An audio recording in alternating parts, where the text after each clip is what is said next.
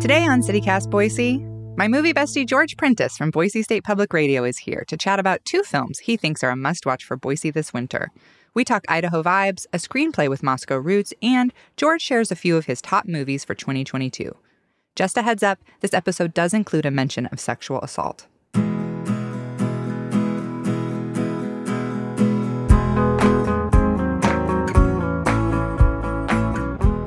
It's Thursday, December 22nd, 2022. I'm Emma Arnold, and this is CityCast Boise.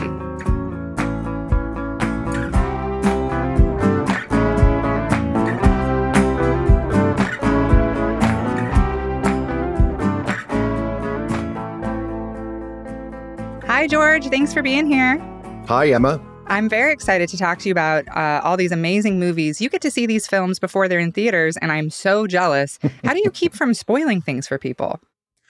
I am more interested in people seeing a good film than I am telling them the whole story about it. There are some critics who are, for lack of a better phrase, showing off by telling you how much they can about the story. And so I'm more interested in talking to people after they've seen a film on a personal basis. And so it doesn't do me any good, and certainly doesn't do them any good if I spoil it for them. And Emma, haven't you had that experience? Has someone ever spoiled a film for you? Yes, and I'm very particular. Like, I usually don't watch trailers. I don't like to know anything about a film before going in. I don't like to know people's opinions. I really like to go in just fully open, and just like find out everything while I'm there in the theater. So I really appreciate people who, when they talk about a film, are really careful with the details and will more sort of say like, oh, you'll love the costuming, or you know what I mean, are kind of more vague in their praise. Yep. Instead of being like, oh, at minute 47, you're going to freak out. And I'm like, no, don't do that, please. So I appreciate your tact there. I am a sucker for a happy ending. And I would hate to spoil that for someone. Oh, thank you. We appreciate that.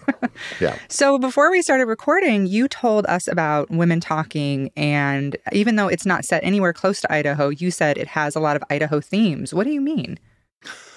Well, the story is about faith. It takes place in a isolated religious community. And horrible, horrible crimes have been committed against the women in this community and the children in this community by the men. And all of the men have been arrested and are jailed in the nearby town. And the women are tasked with what to do. So there are some who say, well, our faith tells us to obey. Our faith says to do nothing. They have to decide what their fate will be. And it leads to, quite frankly, an ending that I'm not going to spoil for you, but you really process it with them. So let's think about faith and how it is a shield for a number of people, and in particular, a number of people here in Idaho. There has been a debate for the last several years about faith healing and faith healing exemptions. And there is a faith community in Canyon County. It is the Followers of Christ. As many as 200 children have died because they were not given medical attention, and their guardians or caregivers instead prayed at the foot of their beds and told law enforcement later, told medical professionals later, well, you can't tell us what to do. Our faith tells us that we do not believe in medicine. A number of people have gone to the legislature time and again to say these exemptions that are protecting the people in this community from being prosecuted for crimes have to go. These exemptions have to go. But the second that you tell many lawmakers about faith healing exemptions, they want to turn it into a broader conversation about, well, we can't tell a faith what to do.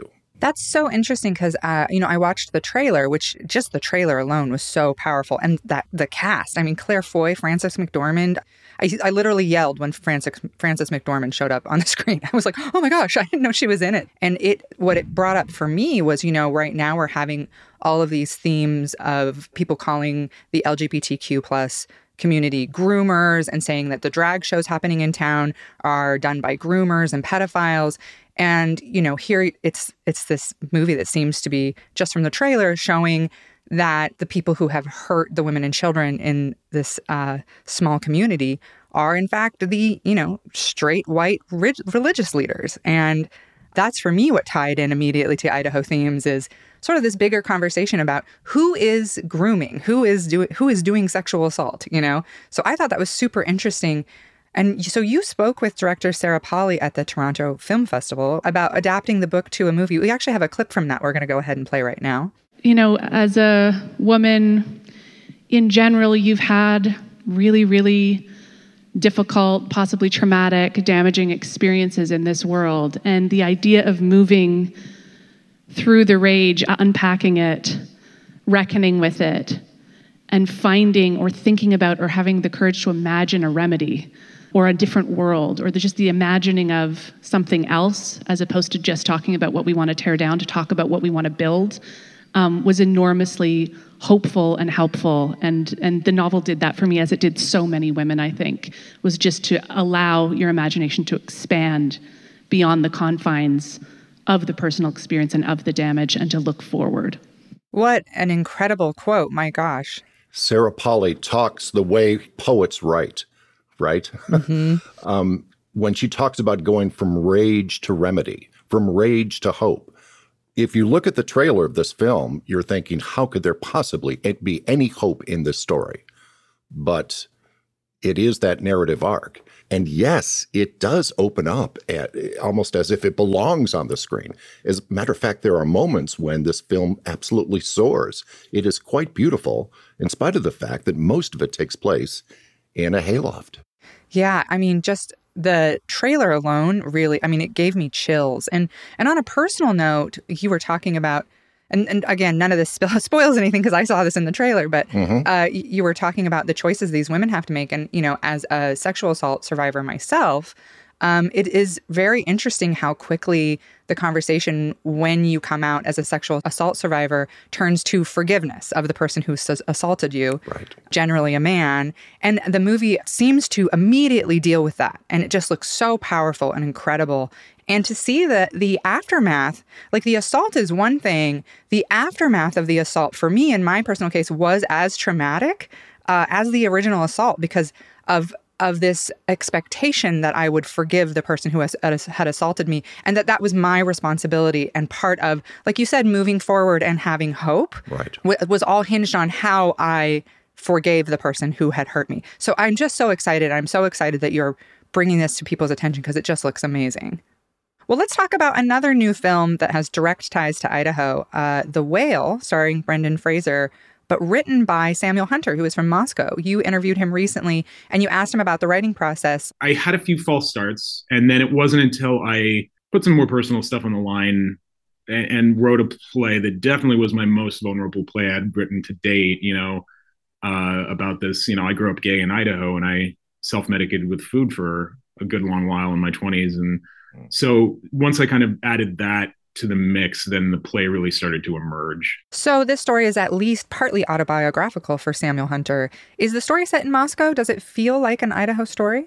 It does feel like an Idaho story, but I also think it's a universal story.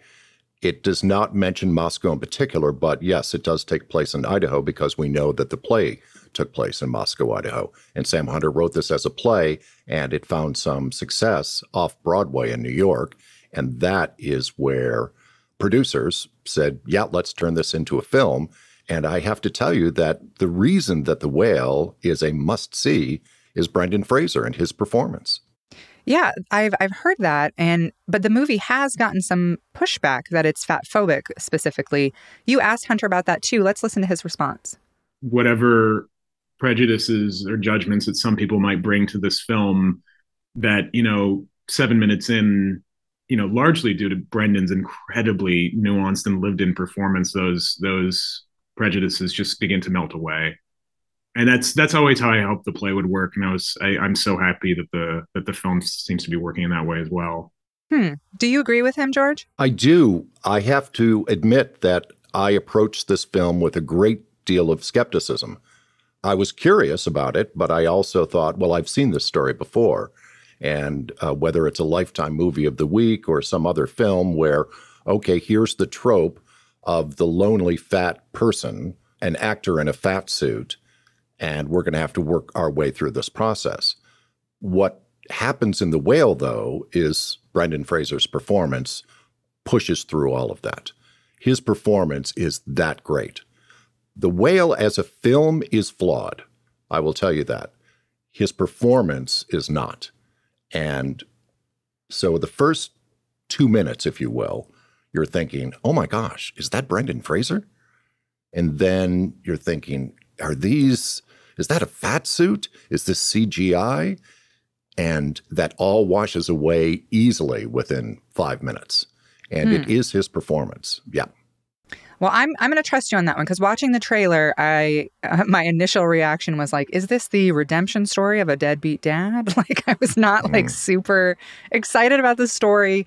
Although even from the trailer, you can feel the depth of his performance. So I'm going to take your word for that. I'm going to check it out, even though initially I hadn't been very excited about it, because it didn't really resonate to me in the way that Women Talking did. So, and I trust also, you, George. Yeah, thank you. I was also skeptical of it. Okay, well, here we go. Nicole Kidman puts on a fake nose and she wins an Oscar. Charlize Theron scrubs her makeup off and she wins an Oscar. And so here was just another film of somebody with a lot of makeup or no makeup or a lot of CGI, and they're playing against type. And so I was a little reluctant on that. No, it's his performance that pushes through. And by the way, where has Brendan Fraser been? Well, I'm guessing this role has been waiting for him. Yeah. Well, and, it's his story sort of ties in with what we were talking about earlier, since he was sexually assaulted, blacklisted from Hollywood, spent years not being able to work, and then comes back with this specific role. I mean, there is probably a reason why normally I would be like, hey, have a fat actor play a fat role. That doesn't make sense to put a star in a fat suit. That's so disrespectful. But maybe there really is something to having Brendan Fraser play this role, like you said. I think the curiosity factor is pretty strong on this. I can tell you that The Whale just scored the biggest art house opening of the year in New York and Los Angeles. And I think that's based on the curiosity factor. Let's talk about that, because both of these films, they got early release dates in other parts of the country. It's so frustrating. Why does everything take so long for Boise to get movies? It's so hard to wait. I agree.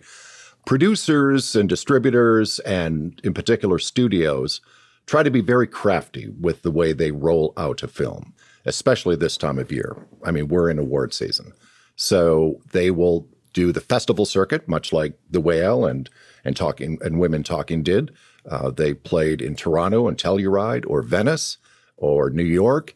And then you must open in theaters in New York or Los Angeles at least 1 week in the calendar year.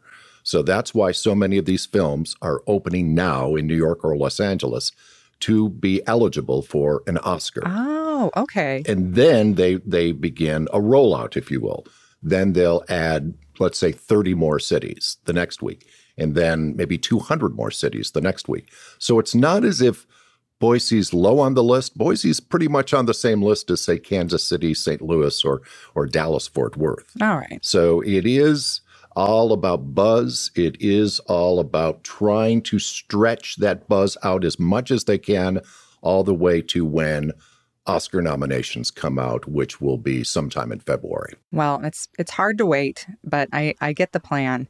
I went to the Flicks last week on a Saturday, and it was pretty light, honestly. Not a ton of people there, and it bummed me out. And I was going to ask you, what do you think? Is Boise showing up to movies like we did before the pandemic yet? I think it depends. I think if you and I were to go between Christmas and New Year, I think a lot of people will be there. I think people start getting serious about films, and I think films get serious about people after Christmas. So I think people are returning. I actually went to the Flicks about 3 weeks ago, and I planted myself in the little dining area, what they call Rick's Cafe, for about 4 hours. And I just sat and I chatted with people of what lured them back to the movies. And I got all kinds of answers. But people are hungry, number one, to be in each other's presence. But I think they're also hungry for something good. And movies are about to get good again. Yeah. I mean, there have been a lot of great movies this year. And it's kind of the season for best ofs right now. So what topped your list in 2022? So I create what I call movie madness. And I create a bracket of the best films of the year. And I've been doing this for about 15 years now. So I actually had to curate and get about 32 films that I thought were either good or great and make their way down to a Sweet 16, Elite 8, Final Four. And I do that for Boise Weekly, and it's actually syndicated, and a number of papers reprint it. So I've just completed it, and it'll be published this week. Yes. I can't wait to see it. I wonder how many we share. I wonder how many crossovers we have. I'm very interested. So how about it? I'll give you my top 8. So the Elite 8, if you will. Okay. Okay. So in my Elite 8, I have Marcel the Shell with Shoes On. Amazing. The Fabelmans, Steven Spielberg's new film. Tar, the film with the Cate Blanchett. All the Beauty and the Bloodshed, which most people have not seen yet. It's a documentary. It has not made its way here. I think it is by far the best documentary of the year. It is about art and the Sackler family. I thought Top Gun Maverick should be in the Elite 8. Okay. I think it defied expectations. It sat on the shelf for quite some time, and it, quite frankly, brought a lot of people back into theaters. Everything, Everywhere, All at Once, a wonderful, crazy art house film, which you cannot get out of your head.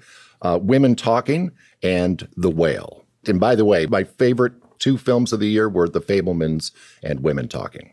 Okay. Well, I haven't checked out The Fabelmans yet, but no Banshees of Inisherin on there? I thought maybe that would be on there. I loved that. I did too. It is in my Sweet 16. I liked The Whale a little bit more. Banshees of Inisherin is so Irish, and so West, and not even so Irish. It's so West Irish, and it is the definite. If anyone really needs to understand what an Irish goodbye is, they need to see this film. Talk about endings. We're not going to spoil the ending, right? No, but that's hilarious. The ending will surprise you. And by the way, the movie is 10 times better when you see it with a pint. So that's the fun part of going to the flicks, right?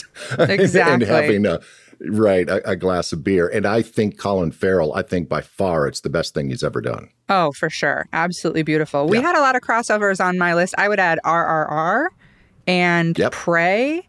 And I'm going to throw in The Lost City. Yeah, I loved it. I thought it was a jaunt. And I know it's a silly little film. When was the last time we had a nice little rom-com to sit down with? Just a nice, sweet little Sandra Bullock rom-com. So that's going in my top 8 as well. I think she gets it done. I think she gets it done time and again, and we underestimate her. And I thought Brad Pitt was hilarious in it. Oh, yeah. Yeah, it was great. Well, George, I could talk movies with you all day. It's my favorite thing. But thank you for coming on and telling us about these 2 movies, which I will definitely be checking out. And I hope you have a good rest of your year. Thank you so much, Emma. I should tell people that The Whale is opening this week, and Women Talking opens in Idaho 3rd week of January. Emma, have a wonderful holiday. I look forward to talking to you in 2023.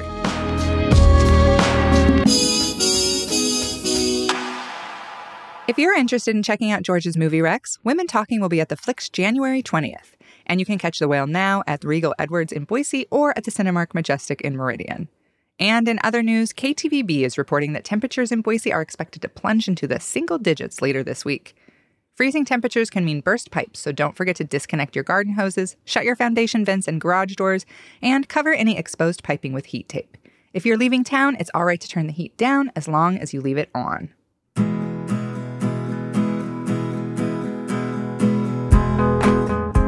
That's all for today here on CityCast Boise. The show is produced by Frankie Barnhill and Evelyn Avitia. Blake Hunter writes our Hey Boise newsletter. And I'm Emma Arnold.